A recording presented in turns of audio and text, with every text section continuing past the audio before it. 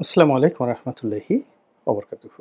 সম্মানিত দর্শক, বিএনপির ভাগ্যে কি আছে, বা বিএনপি নামক যে রাজনৈতিক দলটি, এটির ভবিষ্যৎ কি?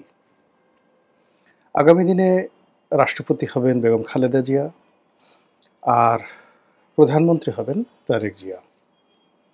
তারেক জিয়ার পর তার স্ত্রী হবেন প্রধানমন্ত্রী, তার স্ত্রীর পর তার সন্তান জাইমা রহমান হবেন প্রধানমন্ত্রী।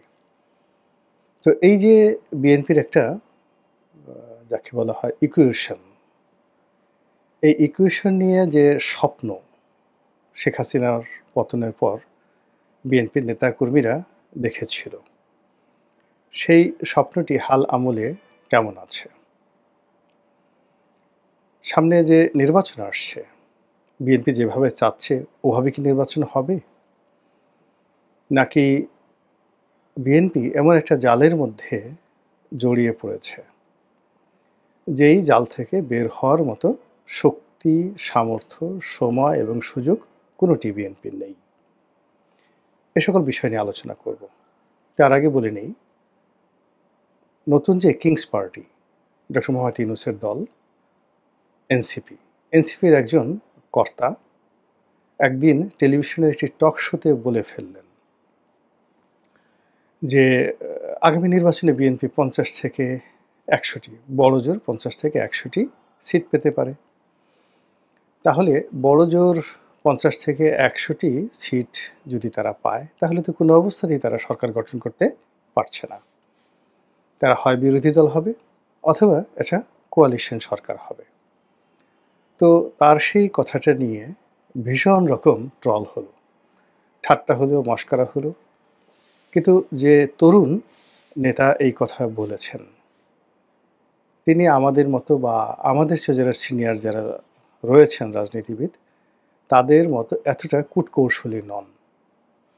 তিনি যেটি শুনেছেন, তিনি যেটি বুঝেছেন, অনেকটা সেই শেখ হাসিনার যে সন্তান সজীব ওয়াজেদ জয়ের মতো। যেমন সজীব ওয়াজেদ জয়ের কাছে তথ্য ছিল যে এইবার আওয়ামী লীগ ক্ষমতায় আসবে। ২০১৮ সনের অনেক আগে তিনি বলেছিলেন। তো তখন সবাই হাসাহাসি করেছিল, তথ্য বাবা, তার কাছে খবর আছে।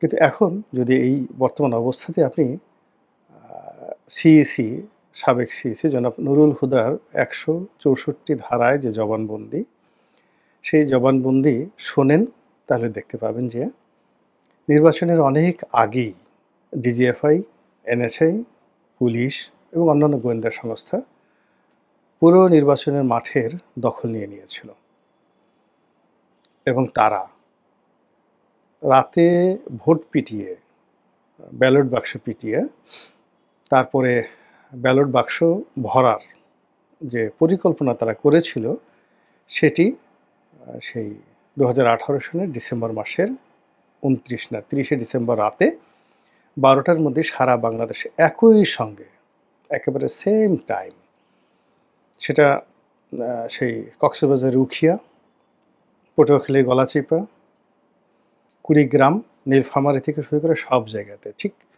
রাত ১১টা থেকে ১টার মধ্যে পুরো কাজ, থানার টিওনো, তারপরে ওসি, সাব ইন্সপেক্টর এবং ওখানের যারা রিটার্নিং কর্মকর্তা ছিলেন, প্রিজাইডিং অফিসার ছিলেন, সবাই মিলে এই কাজটি করে ফেলেছেন। তো এই কথাগুলো এখন আমরা জানতাম, কিন্তু এই কথাগুলো এখন কাগজে কলমে নুরুল হুদা বলছেন। কিন্তু জয় তো সহজ সরল মানুষ, তিনি এ সমস্ত প্যাঁচগোছ বুঝেননি। হয়তো উচ্চ পর্যায়ের এরকম কোনো চক্রান্তের যে খবর, বা এরকম কোনো বৈঠকে তিনি উপস্থিত ছিলেন, হতে পারে এটা ২০১৬ সনে, ১৭ সনে এরকম একটা চক্রান্ত হচ্ছে, ওই চক্রান্তটি তিনি জেনে গিয়েছিলেন। এখন সেই চক্রান্তর সঙ্গে তিনি, যাকে বলা হয়, সেটা ভারতের থাকতে পারে, তার মায়ের অফিস হতে পারে, বা অন্য যে কোনো জায়গায় হতে পারে। তো এই কথা শোনার পর তিনি প্রেসের সামনে এসে এমনভাবে কথাটা বলে ফেলেছিলেন, যখন তার মুখ দিয়ে এই কথা শোনার পর মনে হয়েছে যে এটি একটি বালখিল্য। কিন্তু বাস্তবতায় আমরা সেটা দেখেছি। একইভাবে ধরুন এই যে তরুণ কর্মকর্তা, এনসিপির যে তরুণ নেতা, তিনি যেভাবে বললেন যে বিএনপি 50 থেকে 100টি সিটের বেশি পাবে না। বর্তমান বাস্তবতায় যেখানে নির্বাচন হলে বিএনপির হাত থেকে একটা সিট নেবে, এরকম অবস্থা নেই। ২০২৪ সনে যেভাবে আওয়ামী লীগের কর্তৃত্ব ছিল মাঠে, ঠিক একই কর্তৃত্ব এখন বিএনপির। এমনকি জামাতের কোনো নেতা বিএনপির স্থানীয় নেতাকে চ্যালেঞ্জ জানিয়ে ওখানকার থানা পুলিশকে ম্যানেজ করে তারপরে নিজেদের প্রার্থীকে জয়লাভ করিয়ে আনবে, এরকম তাগত নেই। এখন পর্যন্ত বিএনপিকে চ্যালেঞ্জ জানিয়ে, জেলাকে চ্যালেঞ্জ জানিয়ে, অর্থাৎ বিএনপির জেলা কমিটি, উপজেলা কমিটিকে চ্যালেঞ্জ জানিয়ে তারপরে সেখানে ভোটারদেরকে মাঠে এনে বিরাট একটা ভোট বিপ্লব ঘটানো একেবারে ১ কোটি ভাগের মধ্যে ১ ভাগও সম্ভব নয়। বরং ২০২৪ সনে নির্বাচন নিয়ে ভোটারদের যে অনীহা ছিল, আতঙ্ক ছিল, এখন এই সময়টিতে এসে সেই ভয়, আতঙ্ক এবং অনীহা বহুগুণে বেড়েছে। ওই সময় তামসা দেখার জন্য ভোট কেন্দ্রে যদি 6 to 7% লোক গিয়ে থাকে, এখন 3 to 4% লোক যাবে। বাকি ভোট কাটতে হবে, রাতে কাটেন, দিনে কাটেন। তারপরে নিজেদের প্রার্থীর পক্ষে সেই ব্যালট বাক্স ভরতে হবে। তো যেহেতু এই কাজটি করার সামর্থ্য, শক্তি, অর্থ কেবলমাত্র বিএনপির আছে, তো বিএনপি তো এই কাজ করে জামাতের প্রার্থীকে জয়লাভ করাবে না। এই কাজ করে তারা তো সেই জাতীয় পার্টি বা অন্য কোনো দল বা এমনকি আওয়ামী লীগের প্রার্থীকে জয়লাভ করাবে না। ফলে ভোটের যে শিডিউল, এটি ঘোষণা করার সঙ্গে সঙ্গে পুরো মাঠঘাট সব বিএনপির কর্তৃত্বে চলে আসবে। এক্ষেত্রে বিএনপির মধ্যে যে গ্রুপ আছে, উপগ্রুপ আছে, স্বতন্ত্র দল আছে, এগুলো নিয়ে তাদের মধ্যে দ্বন্দ্ব সংঘাত মারামারি হবে, বিএনপি ভার্সেস বিএনপি। এর বাইরে এই মুহূর্তে অন্য কোনো হিসেব নেই। সেক্ষেত্রে ৩০০ আসনের মধ্যে বিদ্রোহী প্রার্থী কয়জন পাবে, আমি প্রার্থী কয়জন পাবে, দামি প্রার্থী কয়জন পাবে, ভাইয়া গ্রুপ কয়জন পাবে, আম্মা গ্রুপ কয়জন পাবে, রিজভী গ্রুপ কয়জন পাবে, ফকুল গ্রুপ কয়জন পাবে, সালাউদ্দিন গ্রুপ কয়জন পাবে, এ সকল নিয়ে আলোচনা হতে পারে। তো এই যখন এখানে পরিবেশ এবং পরিস্থিতি, ঠিক তখন একজন তরুণ নেতা তিনি যখন বললেন বিএনপি 50 থেকে 100টা সিট পাবে, তখন সারা বাংলাদেশে সেটা নিয়ে ট্রল হলো। এবং যখন ট্রল হলো তখন পর্যন্ত ট্রলই মনে হয়েছে। কিন্তু আজকে আমি যখন ভিডিওটি করছি, তখন আমার কাছে মনে হলো যে ওই তরুণ নেতার যে বক্তব্য, সজীব ওয়াজেদ জয়ের সেই আমার কাছে তথ্য আছে, সেই তথ্যের মতোই নিগূঢ় সত্য, বাস্তব এবং একই সঙ্গে আগামীর গণতন্ত্রের জন্য ভীষণ রকম একটি অশনীয় সংকেত। কিভাবে সেটা বলছি?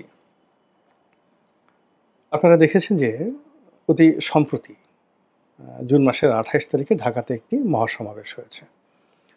ইসলামী শাসনতন্ত্র আন্দোলন, অর্থাৎ চরমোনাই পীর সাহেবের যে সংগঠন, এই সংগঠনের নেতৃত্বে ইসলামপন্থী বেশিরভাগ রাজনৈতিক দল একই মঞ্চে উঠেছে। আরও অবাক করা ঘটনা হলো, জনাব তারেক রহমান সাহেবের খুব ঘনিষ্ঠ বন্ধু এবং বিশ্বাসযোগ্য সেফাহ সালার, মানে ধরুন যে কাজ তারেক রহমান সাহেব গত ৩-৪ বছরে তার দলের সুলতান সালাউদ্দিন টুকু সাহেবকে দিয়ে, শহীদউদ্দিন চৌধুরী অ্যানিকে দিয়ে কিংবা জহিরুদ্দিন স্বপন সাহেবকে দিয়ে করাননি বা বিশ্বাস করেনি, এইরকম গুরুত্বপূর্ণ কাজ যাদেরকে দিয়ে করিয়েছেন তাদের মধ্যে ২ জন ব্যক্তি হলেন, একজন গণ অধিকার পরিষদের জনাব নুরুল হক নুরু, আরেকজন হলেন এবি পার্টির জনাব মঞ্জু সাহেব। মঞ্জু সাহেব তারেক রহমান সাহেব সমবয়সী, ফলে তাদের মধ্যে বন্ধুত্ব হওয়াটা একেবারেই স্বাভাবিক। আর নুরু জনাব তারেক রহমান সাহেবের জুনিয়র, কিন্তু ইন্টেলেকচুয়ালি তাদের মধ্যে ভালোবাসা এবং বন্ধুত্ব অনেক উচ্চ স্তরের। এবং আশ্চর্যের ব্যাপার হলো যে দলের পক্ষ থেকে এই এবি পার্টিকে এবং নুরুকে, অর্থাৎ গণ অধিকার পরিষদকে সর্বোচ্চ সম্মান, মর্যাদা এবং ছাড় দেওয়ার জন্য তারেক রহমান সাহেবের যা যা করা দরকার তিনি সর্বোচ্চ সেটা করেছেন। কিন্তু অবাক করার ব্যাপার হলো যে এই ২ জন ব্যক্তি বিএনপির এই জোটটা ছেড়ে চরমোনাইয়ের জোটে গিয়ে উপস্থিত হয়েছেন। ১।